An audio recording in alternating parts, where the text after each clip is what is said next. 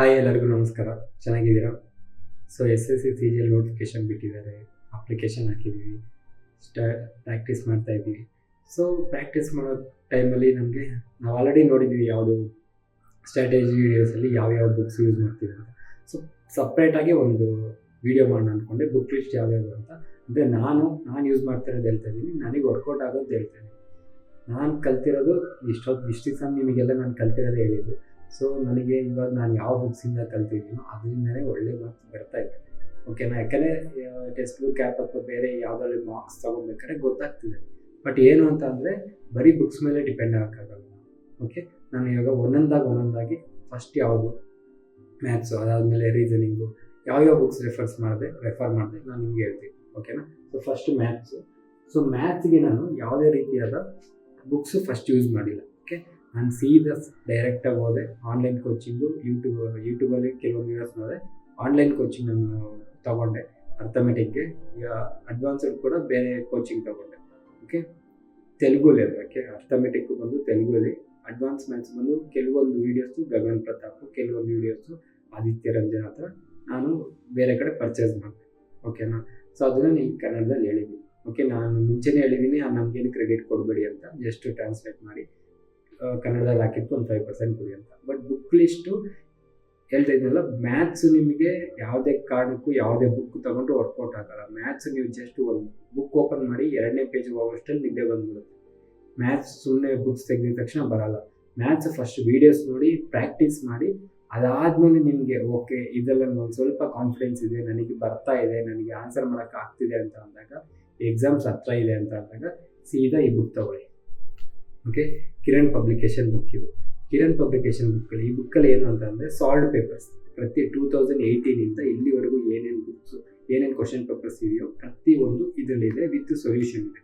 ಇದರಲ್ಲಿ ಕೊಟ್ಟಿರುವಂಥ ಸೊಲ್ಯೂಷನ್ಸು ನೀವು ಕಲ್ತಿರೋ ಸೊಲ್ಯೂಷನ್ಸು ಡಿಫ್ರೆಂಟ್ ಆಗಿರುತ್ತೆ. ಅದಕ್ಕೆ ನಾನು ಹೇಳಿದ್ದು ಬುಕ್ ತೆಗೆದಿದ ತಕ್ಷಣ ಮ್ಯಾಥ್ಸ್ ವರ್ಕೌಟ್ ಆಗಲ್ಲ ಅಂತ. ಯಾಕಂದರೆ ನೀವೇ ಒಬ್ಬೊಬ್ರು ಅಂತ ಹೇಳ್ಕೊಂಡು ಕೊಡ್ತಾರೆ. ಓಕೆ, ಮ್ಯಾಥ್ಸ್ ಅನ್ನೋದು ಒಬ್ಬೊಬ್ರು ಅನ್ನೋದು ಹೇಳ್ಕೊಂಡು ಕೊಡ್ತಾರೆ. ನೀವು ಬೇರೆ ಹತ್ರ ಕಲೀರಿ, ನೋ ಪ್ರಾಬ್ಲಮ್. ಆದರೆ ಇವಾಗ ಫಾರ್ ಎಕ್ಸಾಂಪಲ್ ಪಾರ್ಟ್ನರ್ಶಿಪ್ಗೆ ರೇಷೋಸ್ ಆ್ಯಂಡ್ ಪ್ರೊಪೋರ್ಷನ್ಗೆ ಲಿಂಕ್ ಇರುತ್ತೆ. ಆ ಥರ ಟಾಪಿಕ್ಸ್ನ ನೀವು ಒಬ್ಬೊಬ್ರು ಒಂದೊಂದು ಟಾಪಿಕ್ ಒಬ್ಬೊಬ್ಬರ ಹತ್ರ ಕಲ್ತ್ರೆ ಒಬ್ಬೊಬ್ರು ಅಂತ ಹೇಳ್ಕೊಂಡು ಕೊಡ್ತಾರೆ. ಎಲ್ಲರೂ ಚೆನ್ನಾಗಿ ಹೇಳ್ಕೊಂಡು ಕೊಡ್ತಾರೆ, ಯಾರು ಚೆನ್ನಾಗಿ ಹೇಳ್ಕೊಂಡು ಕೊಡೋಲ್ಲ ಅಂತಲ್ಲ, ಎಲ್ಲರೂ ಚೆನ್ನಾಗಿ ಹೇಳ್ಕೊಂಡು ಕೊಡ್ತಾರೆ. ಆದರೆ ಈ ಮೆಥಡ್ಗೆ ಆ ಮೆಥಡ್ಗೆ ಕನ್ಫ್ಯೂಸ್ ಆಗಿ ಹೋಗ್ತೀರಾ. ಅದಕ್ಕೆ ಏನು ಮಾಡಿರಿ, ನಿಮಗೆ ಇಂಟರ್ಲಿಂಕ್ ಇರೋ ಟಾಪಿಕ್ಸ್ ಎಲ್ಲ ಒಬ್ಬರ ಹತ್ರ, separate topics. For example advance ಮ್ಯಾಥ್ಸಲ್ಲಿ ನಿಮಗೆ ಅರ್ಥಮೆಟಿಕ್ಗೂ ಜಾಮೆಟ್ರಿಗೂ ಅಷ್ಟೊಂದು ಲಿಂಕ್ ಇರೋಲ್ಲ, ಸರಿ, ಆಲ್ಜಿಬ್ರಾಗೂ ಜಾಮೆಟ್ರಿಗೂ ಅಷ್ಟೊಂದು ಲಿಂಕ್ ಇರೋಲ್ಲ. ಸೊ ಆಲ್ಜಿಬ್ರಾ ಒಬ್ಬರ ಹತ್ರ ಕಲೀರಿ, ಜಾಮೆಟ್ರಿ ಒಬ್ಬರ ಹತ್ರ ಕಲೀರಿ, ನೋ ಪ್ರಾಬ್ಲಮ್, ಕಲಿಬೋದು. ಆದರೆ ಅರ್ಥಮೆಟಿಕ್ಗೆ ಆ ಕೆಲಸ ಮಾಡೋಕ್ಕೆ ಹೋಗ್ಬೇಕು. ಅರ್ಥ ಆಗ್ತಿದೆಯಲ್ವಾ?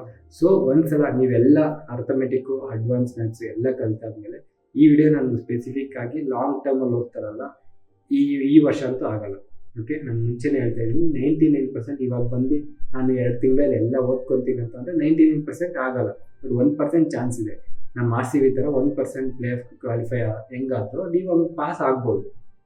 ಆ 1% ಚಾನ್ಸ್ ಇದೆ. ಬಟ್ 99% ಕಷ್ಟ. 5 to 6 months ಮಿನಿಮಮ್ ಬೇಕು. ಬಟ್ ಯಾಕೆ ನಾನು 1% ಅಂತ ಹೇಳ್ತಾ ಇದ್ದೀನಿ ಅಂತಂದರೆ, ನಾನು ಕಲ್ತ್ಕೊಂಡಿರುವಂತಹ ವೀಡಿಯೋಸ್ ಎಲ್ಲ, ನಾನು ಕಲ್ತಿರೋದೆಲ್ಲ ನಿಮ್ಗೆ ಆಲ್ರೆಡಿ ಸೋರ್ಸು ಒಂದು ವೀಡಿಯೋಸ್ ಮಾಡಿ ಆಲ್ರೆಡಿ ಹಾಕ್ಬಿಟ್ಟಿದ್ದೀನಿ.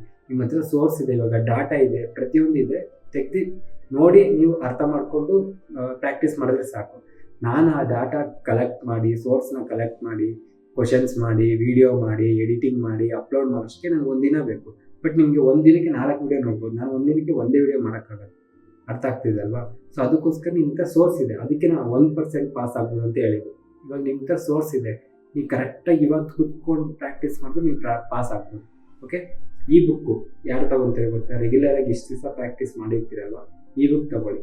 ಈ ಬುಕ್ಕಲ್ಲಿ ಪ್ರತಿಯೊಂದು ಕ್ವಶನ್ ಪೇಪರ್ ಇದೆ, ಪ್ರತಿಯೊಂದು ಆಲ್ಮೋಸ್ಟ್ 6400 ಕ್ವಶನ್ಸ್ ಇದೆ. ಯಾವುದು ಇಲ್ಲಿ 11,000 ಅಂತ ಹಾಕಿದ್ದಾರೆ, ಇದು ಎಕ್ಸ್ಟ್ರಾ ಇವರು ಒಂದು ಸ್ವಲ್ಪ ಕ್ವಶನ್ಸ್ ಕೊಟ್ಟಿರ್ತಾರೆ. ನಾರ್ಮಲಾಗಿ 6400 ಕ್ವಶನ್ಸ್ ಇದೆ, ಪ್ರೀವಿಯಸ್ ಇಯರ್ ಕ್ವಶನ್ಸ್. ಆ 6400 ಕ್ವಶನ್ಸ್ನ ಡೈಲಿ 100 150 ಮಾಡಿದ್ರೆ ಆರಾಮಾಗಿ ನೀವು ಪಾಸ್ ಆಗಿರ್ತೀರ. ಓಕೆನಾ? ಅಚ್ಚಿ ಗೊತ್ತಾಯಿತು, ಬರಲಿಲ್ಲ. ಸೊ ಇದು ಮ್ಯಾಥ್ಸ್ಗೆ ಆಯಿತು. ಸೊ ಮ್ಯಾಥ್ಸ್ಗೆ ನನ್ನ ಹತ್ರ ಇರೋದು ಇದೊಂದೇ ಬುಕ್ಕೆ. ನಾನು ಇದೊಂದೇ ಬುಕ್ಕೆ ಫಾಲೋ ಮಾಡಿದ್ದೀನಿ, ಯಾವುದೂ ಫಾಲೋ ಮಾಡಿಲ್ಲ. ನಾನು text book app mark series purchase ಮಾಡಿದೆ, ವೀಡಿಯೋಸ್ ನೋಡಿದೆ, ಕಲ್ತ್ಕೊಂಡೆ. ಅಲ್ಲೋಗಿ ನಾನು ಏನು ಕಲ್ತ್ಕೊಂಡು ಅದನ್ನು ಅಲ್ಲಿ ಅಪ್ಲೈ ಮಾಡಿದೆ ಸಿಂಪಲ್ಲಾಗಿ. ಓಕೆ, ಸೊ ಅದಾದಮೇಲೆ ಈಗ ರೀಸನಿಂಗಿಗೆ ಬರೋಣ. ಸೊ ರೀಸನಿಂಗ್ಗೆ ಇದೇ ನನ್ನ ಬುಕ್ಕು.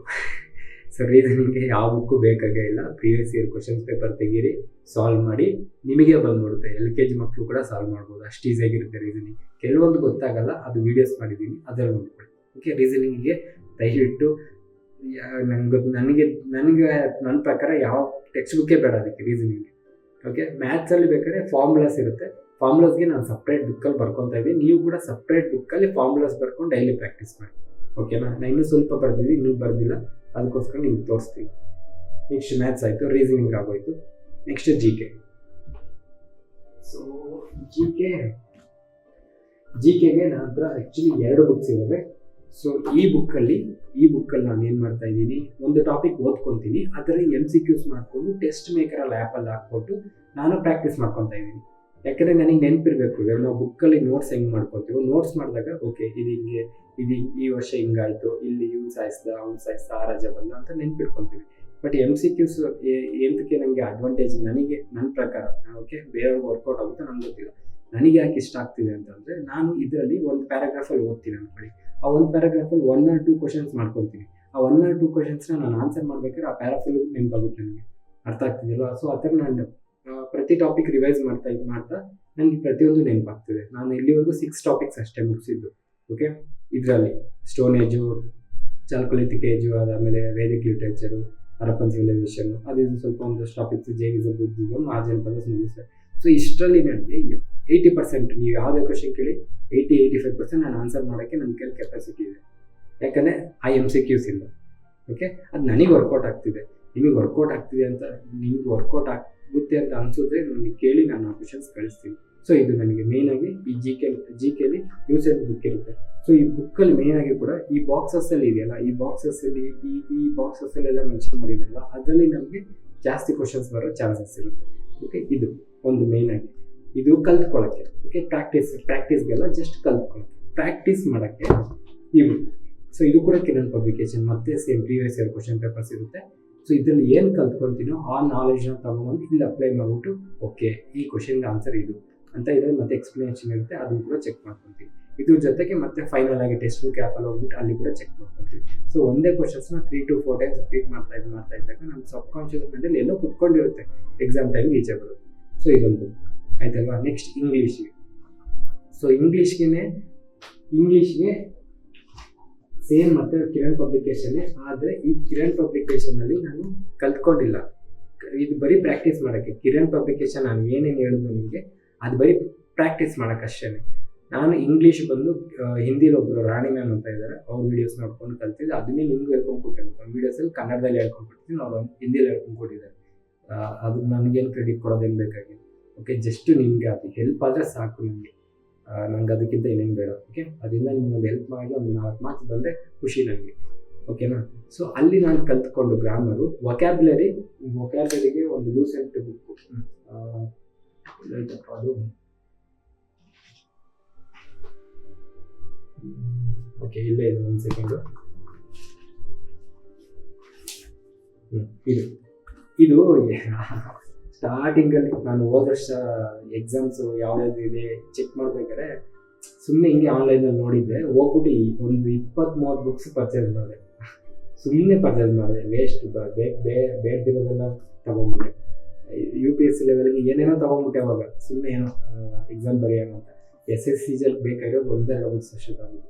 ಬಟ್ ಇದರಲ್ಲಿ ಏನು ಅಂತಂದರೆ synonyms, antonyms, one word substitution, idioms and phrases ಪ್ರತಿಯೊಂದು ಒಂದು 800-900 ಇತ್ತು. ಅದನ್ನು ನಾನು ವೊಕ್ಯಾಬ್ಲರಿನ ಸೇಮ್ ಟೆಸ್ಟ್ ಮೇಕರ್ ಆ್ಯಪ್ ಅಂತ ಅಂದಲ್ಲ, ಅದ್ರಲ್ಲಿ ಕ್ವಶನ್ಸ್ ಹಾಕ್ಬಿಟ್ಟು ಆಲ್ರೆಡಿ ನಮ್ಮ ಟೆಲಿಗ್ರಾಮ್ ಚಾನಲ್ ಕೂಡ ಅಪ್ಲೋಡ್ ಮಾಡಿದ್ದೀನಿ, ನೀವು ಅದನ್ನು ನೋಡ್ಕೊಬೋದು. ಓಕೆ, ಸೊ ವೊಕ್ಯಾಬ್ಲರಿಗೆ ಇದು ಯೂಸ್ ಮಾಡಿಕೊಂಡೆ. ಅದಾದಮೇಲೆ ಪ್ರಾಕ್ಟೀಸ್ ಅಂದರೆ ನಾನು ಕಲ್ತ್ಕೊಳ್ಳೋಕ್ಕೆ ರಾಣಿ ಮ್ಯಾಮ್ ವೀಡಿಯೋಸ್ ನೋಡಿದೆ. ಸೊ ಹಿಂದಿ ಅರ್ಥ ಆದರೆ ನೀವು ಡೈರೆಕ್ಟಾಗಿ ಅವ್ರದ್ದೇ ನೋಡ್ಬಿಡಿ, ಹಿಂದಿ ಅರ್ಥ ಆಗಿಲ್ಲ ಅಂತಂದರೆ ನಮ್ಮದು ನೋಡಿ. ಸೊ ಅದಾದಮೇಲೆ ಪ್ರಾಕ್ಟೀಸ್ಗೆ ಯೂಸ್ ಮಾಡ್ತಾಯಿದ್ದೀನಿ. ಓಕೆ, ನಾನು ಏನು ನನ್ನ ನಾಲೆಜ್ ಕಲ್ತ್ಕೊಂಡು ವೀಡಿಯೋಸಲ್ಲಿ ಅದನ್ನು ತೊಗೊಂಡು ಇಲ್ಲ ಅಪ್ಲೈ. ಕಿರಣ್ ಪಬ್ಲಿಕೇಶನ್ಸ್ ಎಲ್ಲ ಬರೀ ಅಪ್ಲಿಕೇಶನ್, ನಾವು ಏನು ಕಲ್ತ್ಕೊಂಡ್ವಿ ಇದರಲ್ಲಿ ಹೆಂಗೆ ಆನ್ಸರ್ ಮಾಡ್ತಾಯಿದ್ದೀವಿ ಅಷ್ಟೇ. ಅದ್ರ ಜೊತೆಗೆ ನಮ್ಮದು ಮಾರ್ಕ್ಸ್ ಇದೆ. ಸೊ ಮಾರ್ಕ್ಸ್ ಟೆಕ್ಸ್ಟ್ ಬುಕ್ ಆ್ಯಪಲ್ಲಿದೆ, ಅಲ್ಲೇ ಅನಾಲಿಸಿಸ್ ಎಷ್ಟು ಬೇಗ ಮಾಡ್ಕೊಂಡು ಹಿಂಗೆ. ಸೊ ಇದು ನನ್ನ ಬುಕ್ ಇಷ್ಟು. ಮ್ಯಾಥ್ಸು ಯಾವುದು ಬುಕ್ ಇಲ್ಲ, ಕಿರಣ್ ಪಬ್ಲಿಕೇಶನ್ ಪ್ರಾಕ್ಟೀಸ್ಗೆ. ರೀಸನಿಂಗ್ ಬುಕ್ಕೇ ಇಲ್ಲ. ಇಂಗ್ಲೀಷು ಲೂಸೆಂಟ್ ಇತ್ತು, ಅದು ಆಲ್ರೆಡಿ ವೊಕ್ಯಾಬ್ಲರಿ ಈ ವೊಕ್ಯಾಬ್ಲರಿ ಅಪ್ಲೋಡ್ ಮಾಡಿಬಿಟ್ಟಿದ್ದೀವಿ. ಓಕೆ, ಅದ್ರ ಜೊತೆ ಕಿರಣ್ ಪಬ್ಲಿಕೇಶನ್. GK ಲೂಸೆಂಟು ಮತ್ತು ಕಿರಣ್ ಪಬ್ಲಿಕೇಶನ್. ಓಕೆ, ಇಷ್ಟು ನನ್ನ ಬುಕ್ ಇಷ್ಟು ನನಗೆ ವರ್ಕೌಟ್ ಆಗ್ತಿದೆಯಪ್ಪ, ನನಗೆ ಒಳ್ಳೆ ಮಾರ್ಕ್ಸೇ ಬರ್ತಿದೆ. ಓಕೆ, GK ಬಿಟ್ಟು ನನಗೆ ಇವಾಗ 105ಇಂದ 120 ಈ ರೇಂಜಲ್ಲಿ ಬರ್ತಿದೆ. ಓಕೆ, ನಾನು GK ಇನ್ನೂ ಮುಟ್ಟಿಲ್ಲ. ಓಕೆ, GK ಬಂದರೆ ನನಗೆ ಇನ್ನೂ ಒಳ್ಳೆ ಮಾರ್ಕ್ಸ್ ಬರುತ್ತೆ ಅಂತ ನನಗೆ ನಂಬಿಕೆ ಇದೆ. ಓಕೆ, ಸ್ವಲ್ಪ ಪ್ರಾಕ್ಟೀಸ್ ಮಾಡಬೇಕು. ಮ್ಯಾಥ್ಸು ಆಲ್ಮೋಸ್ಟ್ 25 ಡೇಸಿಂದ ಮುಟ್ಟೇ ಇಲ್ಲ ಮ್ಯಾಥ್ಸ್. ಯಾಕಂದರೆ ಈ ವೀಡಿಯೋಸ್ ಅದು ಇದು ಮಾಡ್ಕೊಳ್ಳೋಷ್ಟು ಇಂಗ್ಲೀಷ್ ವೀಡಿಯೋಸ್ ಮಾಡೋಷ್ಟು ಮುಗಿದೋಗುತ್ತೆ, ಟೈಮ್ ಮುಗಿದೋಗುತ್ತೆ, ನಂಗೆ ಸಾಕಾಗ್ತಿಲ್ಲ ಟೈಮ್. ಅದು ಹೆಂಗೆ ಅಂತಂದರೆ ನಾನು ವೀಡಿಯೋಸ್ ಮಾಡಬೇಕು, ನಂಗೆ 1 ದಿನ ಟೈಮ್ ಬೇಕು, 2 ದಿನ ಟೈಮ್ ಬೇಕು ನನ್ನ ವೀಡಿಯೋಗೆ. ಅದು ನೋಡ್ಕೊಂಡು ಅರ್ಥ ಮಾಡ್ಕೊಂಡು ನಿಮಗೆ ಅರ್ಥ ಆಗಂಗೆ ಹೇಳಿ ಸೊ ಹಂಗಾಗುತ್ತೆ. That's fine. ಇನ್ನೂ 275 ಡೇಸ್ ಇದೆ, ಟಕ್ ಮಾಡಿಕೊಂಡ್ರೆ ಆಗುತ್ತೆ ಅಂತ ಅನ್ಕೊತಾ ಇದ್ದೀನಿ. ಸೊ ನೋಡೋಣ ಏನಾಗುತ್ತೆ. ನಿಮ್ಮ ಪ್ರೇಯರ್ಸು, ನಿಮ್ಮ ಬ್ಲೆಸ್ಸಿಂಗ್ಸ್ ಕೂಡ ಇದ್ದರೆ ನಮಗೆ ದೇವ್ರ ಹತ್ರ ನನ್ನ